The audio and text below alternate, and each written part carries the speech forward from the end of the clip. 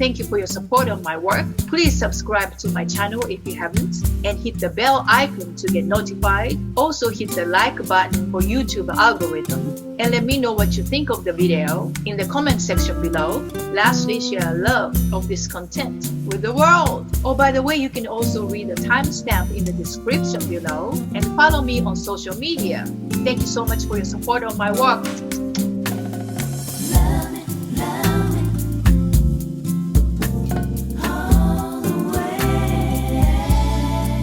This is Songwriters Room, and I'm your host, Tomoko. Today's guest is Skip Martin.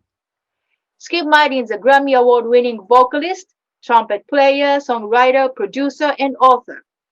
Hailing as the lead vocalist for the Dazz Band and as one of the former lead vocalists for Kool The Gang, he released 6 consecutive top 100 albums and 2 top 100 singles, and won the Grammy Awards with the Dazz Band for the song Let It Whip, which he co-wrote.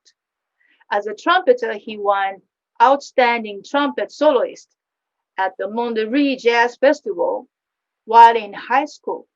Since then, Skip has been singing and playing trumpet for 50 years now and has performed for more than 1 million people in more than 40 countries. Skip is an author of a children's book, Morgan the Clydesdale Pony, and an adult audiobook, Fables of a Paid Piper. He is also a humanitarian act of kindness for hundreds of senior citizens, earthquake victims, tsunami victims, and kids in inner city schools. I know Skip can tell us something interesting story today, so can I get a whoop whoop? Whoa, whoa. So, ladies and gents, please welcome Skip Martin. Thank you. Thank you. How you doing out there? Great. Thank you Great. for being on Songwriters Room. Yes, thank you so much. Arigatou gozaimashita. どういたしまして。Well, first, Skip, can you give us a quick 15-second live performance so we can get a little taste, please? Oh my goodness. I just wanted to share with you, listen, and there's no time to lose. You're the one to choose. I only want to be with you. You're the one for me. Can't you see that I won't waste your time with something defining you. That kind of vibe. Yes! Okay? That's the bridge of the Let It Whip. That's the jam. Yes. You have a very distinctive voice, but I can tell right away, oh, that's Skip. Thank you. Right, you're welcome. You said you partially wrote of that song, but you didn't really get paid. You didn't get the credit. How so? Well, back in the days, we were just so excited and enthused to do something and record things. And the song was brought into us. It was written originally by Reggie Andrews and Ndugu Chancellor. When it came in, it sounded so stark and it was so straight. It didn't have any grit to it, no soul, no vibe to it. We as the singers were interpreting it, myself, Kenny Pettis, and Pierre DeMud. And I learned a lot of singing from Kenny Pettis, who was the lead vocalist of Kinsman Dazz when I first came into the group. Then we changed the name to the Dazz Band. And he was very soulful. He had a lot of flavor in his licks and his style of singing. And so there was a guitar line that said, and we said, why don't we find a line that we can sing that goes along with that? And we said, let's whip it, baby. Let's whip it right. Let's whip it, baby. Whip it all night. And we sat there and came up with those lines and what have you. As the bridge came, the producer, Reggie Andrews, he was in the control room and he was telling me, he said, Skip, I want you to, this kind of, it's no time to lose. You're the one, give me something. You're the one I choose. I only want to be with you. You're the one for me. Can't you see that I want you to kind of vibe it, And I said, okay. So I just interpreted it. And because it wasn't really laid out to sing it that way. I just interpreted it and I made my own line. There's no time to lose. You're the one to choose. I only want to be with you. You're the one for me. Can't you see that I won't waste your time. Something divine in you. But you. Now, when they stopped it, they said, but Reggie told me, he said, Skip, just give me anything, something. I said, anything? He says, anything. And I thought of the most stupid, ridiculous thing I could think of. And that was to go, yoo-hoo. That was stupid and silly. Wow. And I thought, that's what I'm going to do. And I did that, and he heard it. He said, he pushed the button. He said, okay, do that again on the next time, and we got it. That's perfect. I'm like, what? He said, do that again on the next one. We got it. That's perfect. I said, okay. Wow. And they recorded it and did that twice. And that went on to teach me the most valuable lesson in songwriting that I had ever learned at that point in time. And that was, less is always more. Less is best. And after all the singing that I had been doing in my career, my voice could do anything I wanted it to do, or anything I thought of it to do. But in order to get the crowd and lock them in, you have to do something simple that they can do. And if you perform for them, then you have a better chance of having a successful song. Don't get caught up in what we call musical masturbation, where you're getting yourself off. Mm-hmm. You got to give it to people, because most people that are buying music, most of the clientele that you're playing for, don't have talent. So they can't sing those fancy licks, and they can't sing those this and that, so forth. Here's a great example to using both of those things. Let's take Boys to Men, okay?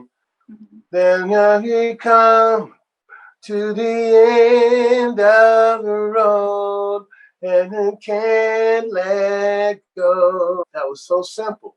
But then when the guys come in and start singing, they go, and they start singing all these licks and everything, but nobody sings those lines. But when that chorus comes, the whole audience is singing. You always want to keep your hooks in a way that's so simple that they can really absorb it and repeat it and be a part of it and sing it in the shower. That's why songs like Get Down on It and Ladies Night and Celebration and Joanna and Cherish the Love, that's why all these songs became so big, because the hooks are so simple that the guy that doesn't have talent can sing it in the shower and feel comfortable. Yes.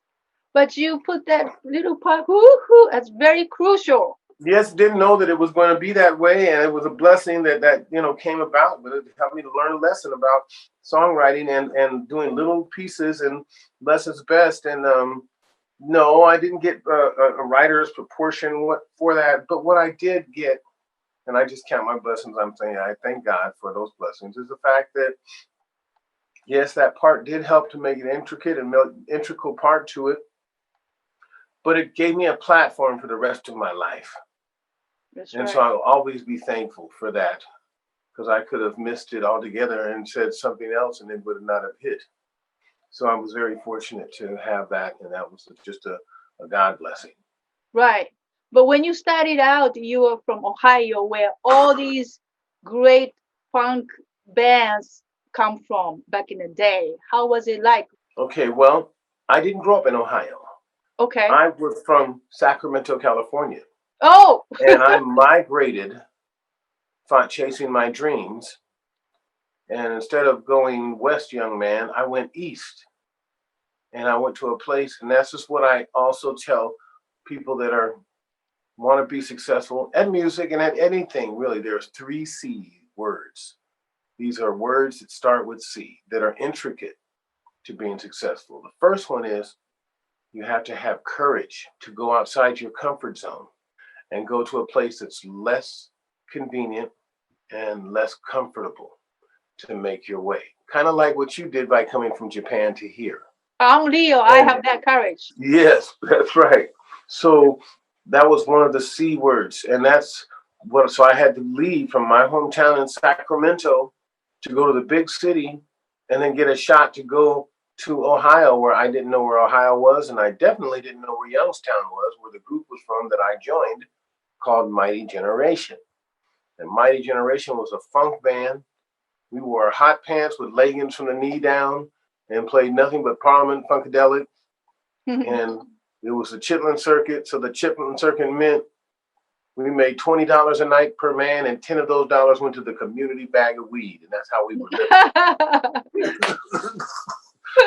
living. Okay. So I had to have the courage to leave all the comforts of home and where people knew me and all of that to go to another place and grow and learn how to adapt and learn different cultures and learn how, with, you know, that word MF, I used to think it was an offensive scenario until I got to Ohio and I found out it was a term of endearment.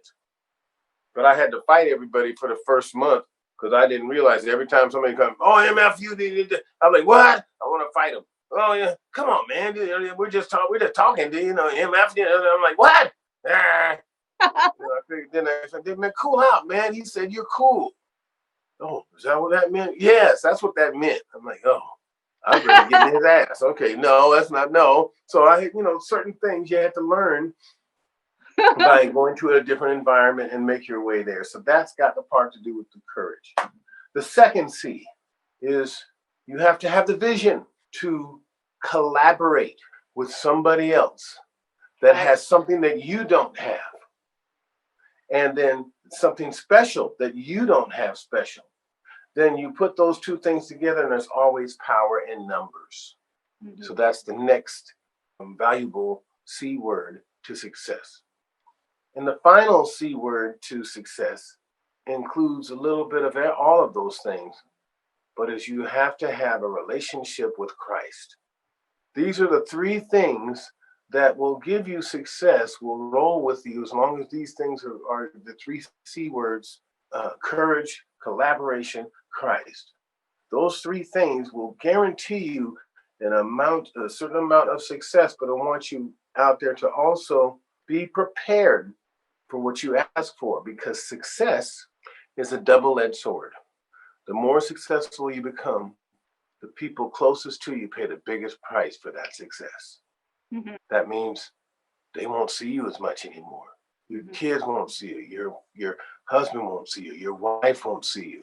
Your grandparents and your parents won't see you. All those people closest to you will not get a chance to see you the more successful you become, because you become part of the world and they need you, and that's where you have to go. So you have to be careful for what you wish for, because success comes with a price. Yeah. But with the price, you have achieved a lot of dreams working with your idol, Aruturo Sandoval. How was it like? Oh my gosh. Well, I've had a blessing time chasing and being able to be around people that were mentors to me.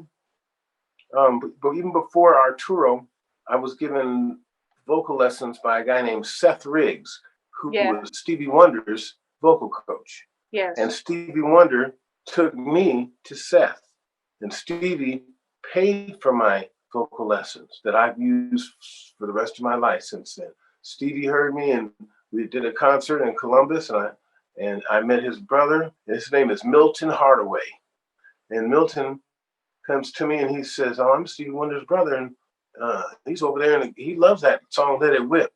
I said, man, I would just love to meet Stevie Wonder because he's one of my idols. I just love to meet Stevie Wonder. He says, well, he's over there in that trailer. I'm like, really?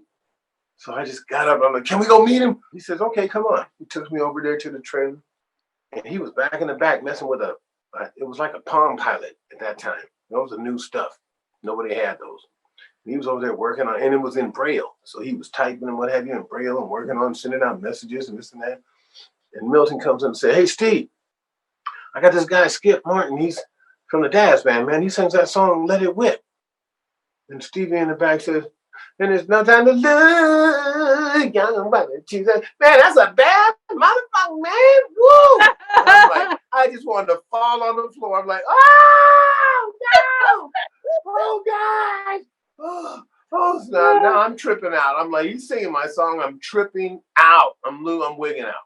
And I'm just out of breath. I'm like, oh, Stevie, I can't believe it, man. I love you so much, man. I've been listening to you for all my life. And then I don't know, so forth. He says, yeah, man, that's cool. So he says, yeah, so yeah, man, where you live at, man? Where you at? I said, man, I'm over here in Vegas. And this and that. Yeah, okay, yeah, I come to Vegas sometime. Yeah, that's cool. All right. Yeah, I said, Stevie, they're wearing me out here. I've just done 33 shows in 30 days. And they're wearing my voice out. I need some vocal lessons. Can you help me out? He says, well, Sure, man, I can. I'm gonna get you to my guy. My guy, Seth Riggs. He's the baddest. He's the baddest, man. He's the baddest. I said, well, I'd love to meet him. He said, yeah, just come on out there, man. I'll hook it up for you. So that was our initial meeting, and he helped me. I mean, it was just amazing to meet somebody that I had idolized for so long. And so he's one of the first idol people that I ever had that really touched me in that way. And he eventually told me, I think we met at the American Music Awards. I was there with Rick James, who we had been on tour with, and what is the thing? Pull it up to the bumper, baby. The long back limousine. What's her name? Grace Jones. Her name was Grace Jones, okay? Grace Jones was out there in a damn wicker dress. She had a wicker dress with a wicker hat on and a cat suit on underneath the wicker dress. That was it. She was killing it, right? I didn't know if I wanted to do her or she wanted to do me or something. I don't know what it was. She was provocative, something about her. At any rate, so we were at the music awards, and then Stevie comes out, and he had all these braces with butterflies and all of this stuff in his braids, like songbooks. They had all that stuff in his hair and everything. And he comes out, and me and Rick are standing there, and I said, Steve, how you doing, man? He said, hey, Skip. How you doing, man? I said, man, I hadn't, he hadn't called me back. I hadn't got the call about the vocal lessons or this or that, so forth. But he told me he was going to do it, so I didn't want to bug him about it. So I just went ahead and did it. And then Rick James saw Grace Jones coming out in that wicker dress, and he said, Stevie, you ought to see Grace Jones, and this is what she got on. Man, she got on a wicker basket dress. Man, Stevie's like, what? Man, let me see that. And Stevie reaches out and grabs the dress and starts touching around the tops and the sides of the dress. He's like, oh, wow. And Rick is like, man, you need to see that shit. That shit is crazy. He's, oh, man. He's just looking at him. And then Stevie tells me, he says, after that, he says, hey, Skip, you want to do those vocal lessons? I said, yeah, definitely I want to do the vocal lessons. He says, okay, come with me. I'm like, okay. So we were in the Biltmore Hotel in Los Angeles. It's a huge building theater.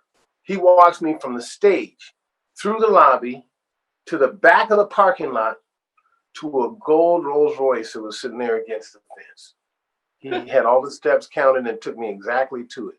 Wow. And then he turned around and got into the driver's seat and started working on the pom-pom. I said, Stevie, I know you're not getting ready to drive this bitch. He's like, yes, I am. Oh, man. So we just started laughing. Okay. And he was on there working on that. So what he did was he got my room, a rent-a-car, changed my flight situation for me, and contacted Seth Riggs. And he gave me $500 to pay Seth Riggs for a week of vocal lessons, with private lessons with Seth. Wow. And it's a gift of love that I will never, ever forget. I was so glad to have that from my mentor and somebody that I look so highly up to. And for him to embrace me and give me love in that type of way was just, it was life-changing. So I was very thankful for that. And I was open to that. And then later on in my life, my trumpet is what taught me how to sing. So I started playing trumpet first. And one of the people that I'm really enamored with is Miles Davis.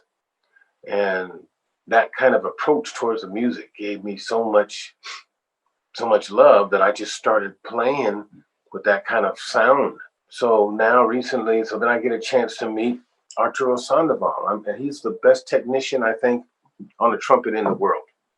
Nobody can play stuff on trumpet like he can. I have a YouTube video of him playing my trumpet with no mouthpiece.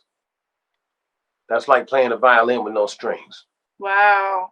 And he came up and started blowing into the pipe of my trumpet. Wow. Without the mouthpiece, and was playing ba-ba, ba-ba, ba-da-da-da-da-da, ba-ba, ba-ba, ba-ba,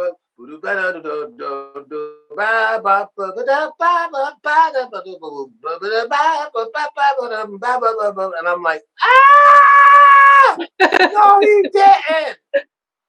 I'm like, no, you're not. And something made me start filming while he was playing that. So I have it on YouTube if you ever want to see Aruturo Sandoval. It's one of my Trip with Skip episodes. But he gave me so much love, and he told me, he said, Skip, He said, everything you play is jazz, man. And I think what he was saying is just my approach to playing the horn is like a vocalist. I'm really like singing on my horn. I'm not trying to be a technician and do all the acrobats and all the flips and turns. I'm trying to sing. That's also where I tied in the fact that less is best. Doing something, if you do less of it, it makes more space for people to embrace what you're saying. So a great song is like a great orator, like Barack Obama. He's one of the best orators I've ever witnessed in my life. And I've seen Martin Luther King, and I've seen so many other people, and Kennedy, and this person and that one. But Barack, he talks like a song. So he'll say, so I want to tell you that in the first place, we have to listen to what's coming up next, and then we take care of that. So he makes sure to put the spaces in to make you sit on the edge of your seat waiting for the next word. Yes. So a song has got to be played that same way. Say a line and then let the space be between that and the next line that you say so that they can be ready and they be waiting for that next thing to hear what you're going to say. So a space is most important in a song, just like it is in a speech. Yeah. Some of the songs these days have no space and just keep going and going. Right. And then it's just like a conversation that somebody just keeps going and going and going. They just talk all the time. They don't let any spacing, don't let any reply in, don't let any response come in, and this and that and so forth. Pretty soon you start drowning them out because it just sound like one thing. It's just going back and forth and so forth and so on. And you drown them out. You block it out. But if you want to be heard, you sing, I was a shell of a man living in hell, suffering from a broken heart in need. Now that makes you sit and listen to every little piece that's coming down because it gives you a chance to embrace it. Then you get the story, then you get everything. I hope you enjoyed part 1. Please continue to watch part 2 about songwriting as well. And don't forget to click subscribe and hit the bell to get notified about new videos of Songwriters Room, my new music, or Japanese series. Arigato!